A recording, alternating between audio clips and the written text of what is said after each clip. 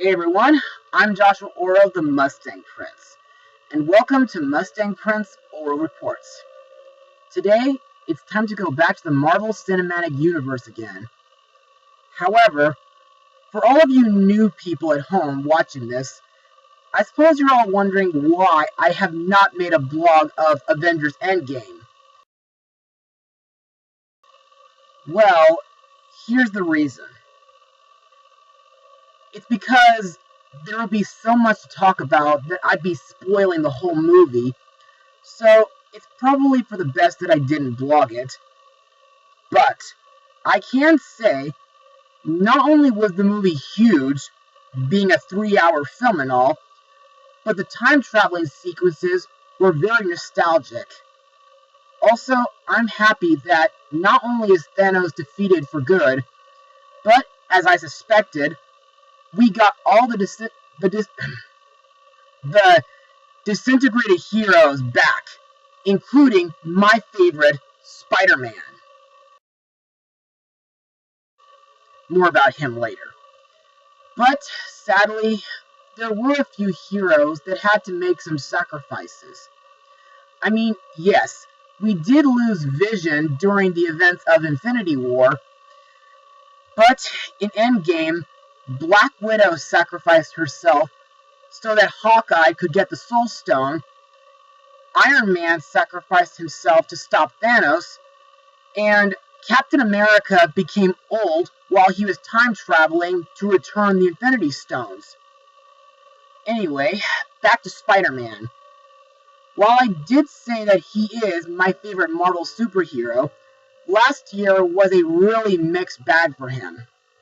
You know, due to him getting disintegrated in Infinity War, having one of his enemies get a lead role in a film from last October, and there was an animated multiverse film that recently became an Oscar champion. Plus, while I am sad that A Bug's Land is gone from California Adventure, I am excited for Spider-Man's new ride when the new Avengers area opens next year. But now that Spider-Man is back, let's see what his newest movie in the Marvel Cinematic Universe has in store for us. Released on July 2nd, 2019, the movie is Spider-Man Far From Home. Now, let's get swinging. Our friendly neighborhood superhero decides to join his best friends, Ned, MJ, and the rest of his class on a European vacation. However, Peter Parker's plan to leave super heroics behind for a few weeks are quickly scrapped when he begrudgingly agrees to help Nick Fury uncover the mystery of several elemented creature attacks, which are creating havoc across the continent. So, what do I think of the movie? Well, this was a really amazing film. Not only was this a major improvement since Homecoming, but it's actually making me really pumped for my own overseas vacation. But I'll talk about that later. For now, let's move on to Mustang notes. By October 2016, discussions have begun for a sequel to Spider-Man Homecoming, with a release date given to the film, with director John Watts and the writers Chris McKenna and Eric Summers confirmed to return by the end of that year. The filming began in July 2018 and took place in England, Czech Republic, Italy, and the New York metropolitan area. Production wrapped up in October 2018. The film's marketing campaign attempted to avoid revealing spoilers for Avengers Endgame prior to its April 2019 release. And so far, the movie has grossed about $621 million worldwide, becoming the 6th highest grossing movie of 2019. Now, let's talk about a term known as the blip. Yeah, I know that name may sound like an extinct video website that got shut down several years ago, courtesy of Maker Studios. But stay with me, people. In Infinity War, the snap, which was when Thanos used the Infinity Stones to disintegrate half of every human being on Earth, the blip was when the effects of Thanos' snap on the universe was reversed by the Hulk and brought back everyone who was disintegrated. Also, in the beginning of this movie, it is mentioned that the people who were brought back in Endgame did not age during their absence. Anyway, the reason why I became pumped after seeing this movie is, well, like Spider-Man, I'm going on an overseas vacation with my mom and dad from August 25th to September 22nd. During my trip, I'll be going to my father's home, Sardinia, Italy, along with Corsica, France. And then I'll be heading to the mainland, where I'll explore Rome, Pompeii, and Venice. Thank goodness my prayers have been answered after my blogs of Pompeii and the Thief Lord back in 2014, and my blog of Pokemon Heroes last year. Anyway, afterwards, I'll be going to Amsterdam-Holland in the Netherlands. Anyway, in this movie, Peter and his class, along with the S.H.I.E.L.D. agents, go to Italy, Austria, Czech Republic, Germany, the Netherlands, and the UK. Also, I'm surprised that this movie brought back J.K. Simmons as J. Jonah Jameson, whom everybody knows from Sam Raimi's Spider-Man trilogy. Plus, like the other MCU films, the action sequences are really badass and intense. Now, before we move on, let's talk about the 4 elemental villains featured in this film. The elementals are modeled after classic Spider-Man comic book villains. They are known as Morris Bench, aka Hydro Man, whom we saw in Venice, Flint Marko, aka Sandman, whom we saw in Mexico, Max Raxton, aka Molten Man, whom we saw in Czech Republic, and Andre Gerard, aka Cyclone. These 4 villains may seem very dangerous with their powers and the amount of destruction they can do. However, in this film, they appear as illusions created through the use of drones and projectors controlled by Mysterio. And now let's move on to the cast. Our hero, Peter Parker, aka Spider-Man, is once again played by Tom Holland, who got to be in The Impossible, and he'll be in Blue Sky's upcoming Spies in Disguise, and Pixar's Onward. Director John Watts said that in contrast to Spider-Man Homecoming, in which Spider-Man longs to be responsible of an adult, in Far From Home, he wants to hang on to his youth, saying that this movie is about the world telling him, "It's time for you to step up and grow up, kid." And he's saying, but he wants to be a kid and go on vacation. And, in my opinion, while going on this European vacation, I like how Peter is very protective of his classmates. However, sometimes he can be under a lot of stress when he has to follow in the legacy of the late Tony Stark. Plus, I do like the many different suits that Peter wears throughout this mission. Next we have S.H.I.E.L.D. director Nick Fury, played by Samuel L. Jackson, who got to be in Star Wars Episodes 1 through 3 and Pixar's The Incredibles films.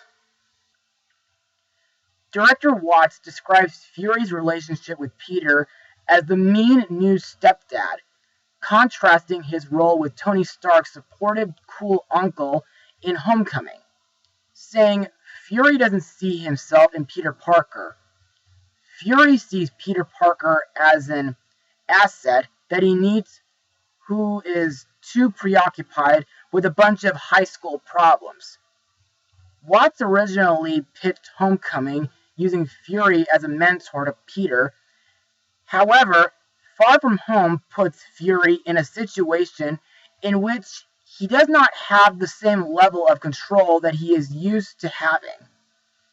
In my opinion, in this movie, Nick is very strict, but is also very supportive, and I think his partner, Maria Hill, is a very close S.H.I.E.L.D. agent. However, later on, it is revealed that Nick and Maria were impersonated by two Skrulls named Talos and Soren, whom were previously in the Captain Marvel movie.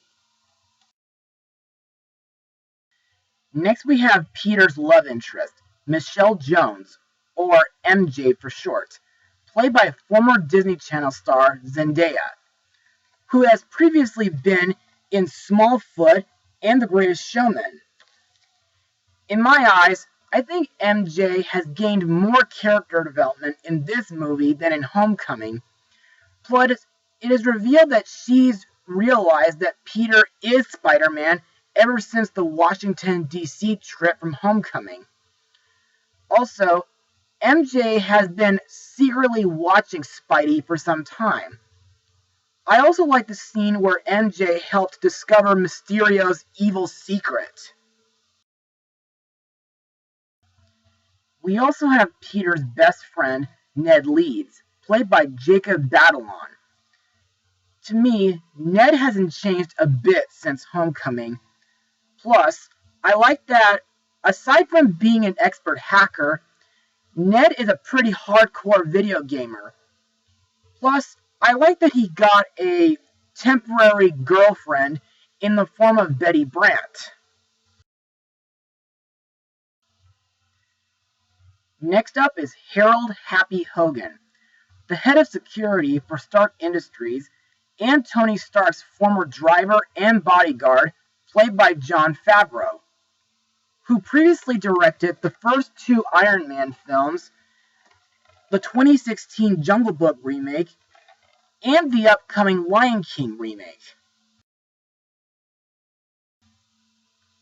Director Watts noted Happy would be used to explore the idea of trying to find your place in the world if the center of your world is gone, given his close friendship with Stark.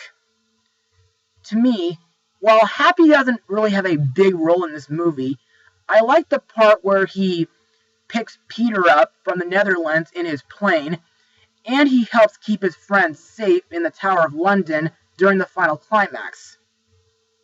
Also, in this film, Happy is secretly dating Peter's Aunt May. Finally, we have the villain of the film, Quentin Beck, aka Mysterio, played by Jake Gyllenhaal, best known from The Day After Tomorrow and October Sky. Mysterio is a master of trickery and illusions who claims to be a superhero from Earth 833 in the multiverse. He is recruited by Nick Fury to help Spider-Man stop the elementals.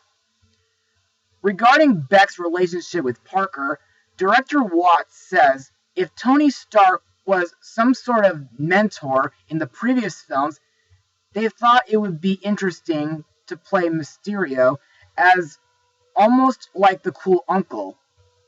Having Beck team up with Fury and Peter to take on a global threat was really exciting to Watts, who wanted to bring the character into the MCU in a way that people weren't really expecting. In my opinion, Mysterio is a very clever supervillain, and I think he was very smart enough to trick S.H.I.E.L.D. and the citizens that he was a hero. However, as a Spider-Man fan, I knew Mysterio was a bad guy all along, and his evil plan to use Stark technology to fool everybody into thinking that the elementals were attacking several cities around the world and that he was fighting said elementals was really mind-blowing. Also, I think his illusions are almost pretty similar to what the great and powerful Wizard of Oz would do. In a way, that is. Plus, I'm pretty shocked that Mysterio incriminated Spider-Man for his death and for the Elemental's attacks, and reveals Spider-Man's secret identity nearing the end of the movie. And now let's move on to my final words. Overall, Spider-Man Far From Home is an excellent movie to come from the Marvel Cinematic Universe. The action is very thrilling, intense, and badass. The characters are all as memorable as they were in Spider-Man Homecoming. Plus, I do like the many different suits that Spidey uses throughout this movie, and I thought that the elementals were very thrilling, if only they weren't illusions. Also, the many different landmarks that are shown in this movie are making me really excited to fly to Europe next month. I highly recommend everybody to see this movie, whether being Marvel fans or superhero fans. And of course, be sure to stick around through the end credits. And so, I give this movie the highest rating of 100%. Well, that's all for now. Be sure to join me again for my next vlog, because I think I need to find another pig-related movie. And what better place to look for one than Japan? Mustang Power.